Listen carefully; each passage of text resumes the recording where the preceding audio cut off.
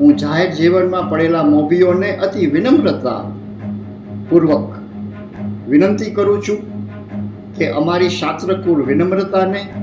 અમારી મજબૂરી કે નબળાઈ સમજવાનો કદાપી ભૂલ ન કરતા. કર્ણાટકના બેલારી ખાતે જાહેર સભામાં કોંગ્રેસના રાષ્ટ્રીય નેતા શ્રીમાન રાહુલ ગાંધીએ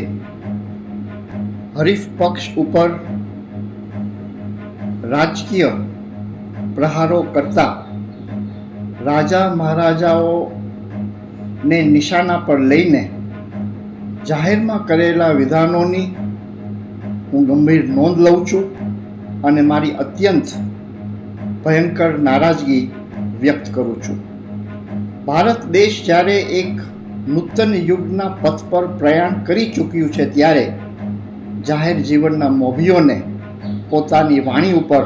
સંપૂર્ણ સંયમ રાખવો જોઈએ. ભારતના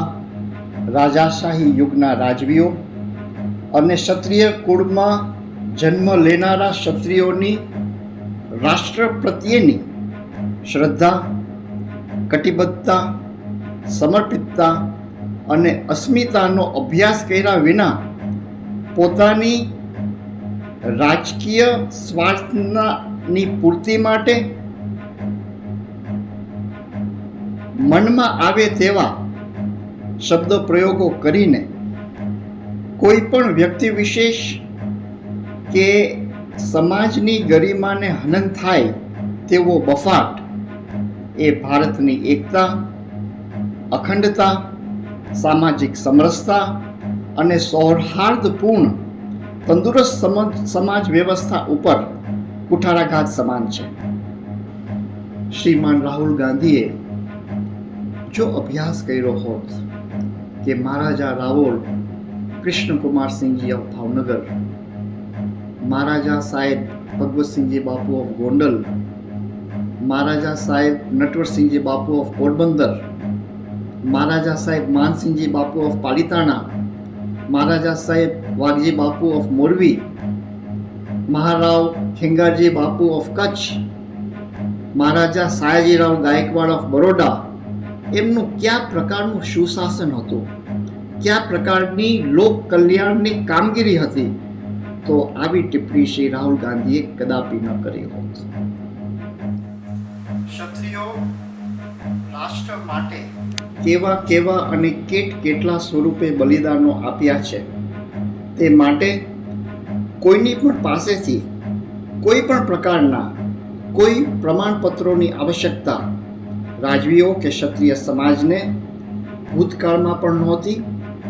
વર્તમાનમાં પણ છે નહીં અને ભવિષ્યમાં પણ કદાપી રહેશે નહીં. રાજવીઓ અને ક્ષત્રિય સમાજ રાષ્ટ્રહિત માટે કરેલા કાર્યો એ તો સ્વયં સ્પષ્ટ ગવાહી તેનો ઉજ્જવળ ઇતિહાસ આપે છે અને વૈદિક હિન્દુ સમાજ વ્યવસ્થામાં રાજકર્તા, યોદ્ધા અને રક્ષક તરીકે માનભર્યું સર્વોચ્ચ સ્થાન ધરાવતા છત્રપતિ શિવાજી મહારાજ, મહારાણા પ્રતાપ,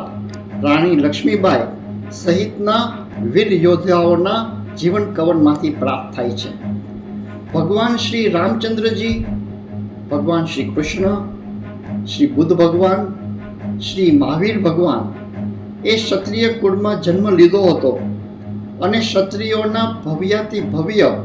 સંસ્કાર વારસાને ચંદ્રવંશી અને સૂર્યવંશી ક્ષત્રિયોના જે નિશાના પર અત્યારના જાહેર જીવનમાં પડેલા મોભીઓ જે કાર્ય કરી રહ્યા છે એ પ્રક્રિયા સદંતર બંધ થવી જોઈએ. હું જાહેર જીવનમાં પડેલા મોભીઓને અતિ વિનમ્રતા પૂર્વક વિનંતી કરું છું કે અમારી શાસ્ત્રકુળ વિનમ્રતાને અમારી મજબૂરી કે નબળાઈ સમજવાનો કદાપી ભૂલ ન કરતા. ભારતીય રાજપૂતની વિરાસત એ કોઈ તકલાદી વિરાસત નથી કે જેને કોઈ પણ ખંડિત કરી શકે. શૌર્ય, ક્ષમા, ત્યાગ, બલિદાન અને શરણા ધર્મની શાસ્ત્ર પરંપરાને યાવત ચંદ્ર દીવા કરો એવું વરદાન પ્રાપ્ત થયું છે. એક રાજવી તરીકે પ્રત્યેક જીવ પ્રત્યે સ્નેહ, સૌહાર્દ, આદર, સંભાવ, સંવેદના અને સહિષ્ણુતા દાખવીએ છે એ અમારો શાસ્ત્ર ધર્મની પરંપરા છે. 2024ના લોકસભા અને લોકશાહીનો મહાપર્વ આપણે સૌ સનાતન ધર્મ અને સનાતન ભારતીય સંસ્કૃતિના સહવાહકો તરીકે અતિશય મહત્વની આ પળ છે. ભવિષ્યના સર્વાંગી વિકાસ માટે, સનાતન ધર્મ અને હિન્દુત્વના રક્ષણ માટે પ્રત્યેક ભારતવાસીને વ્યક્તિ, જૂથ, સમાજ, જ્ઞાતિ, ભાષા, ધર્મ, પરંપરા, મતભેદ અને વિચારભેદથી પર ઉઠીને રાષ્ટ્ર સર્વોપરી છે, સર્વોચ્ચ છે, સર્વપ્રથમ છે એ વિભાવનાને વાચા આપીને કમર કસવાની જરૂર છે. ગુજરાતના પનોતા પુત્ર આદરણીય શ્રી નરેન્દ્રભાઈ મોદી ભારતના પ્રધાનમંત્રી તરીકે એક પણ દિવસની રજા રાખ્યા વિના પ્રતિદિન 16 કલાક સુધી અવિરત કાર્યરત રહીને છેવાડાના માનવીઓ સુધી અનેકવિધ સવલતો ઉપલબ્ધ કરાવીને જેમની કરણી અને કથનીમાં કોઈ ભેદ નથી, જે પ્રધાન સેવક છે, જે મા ભારતી માટે સમર્પિત છે, કટિબદ્ધ છે, એટલું જ નહીં પરંતુ સ્વતંત્રતા પ્રાપ્ત પછીના સૈકો બાદ વિશ્વભરમાં ઉન્નત મસ્તકે આંખમાં આંખ પરોવીને પોતાના વિચારો નિડરતાપૂર્વક વ્યક્ત કરીને ભારતને એક નવી ઓળખ અને દિશા આપી છે, એક સિદ્ધિ પ્રાપ્ત કરી છે. તેને સહર્ષ ધ્યાનમાં રાખીને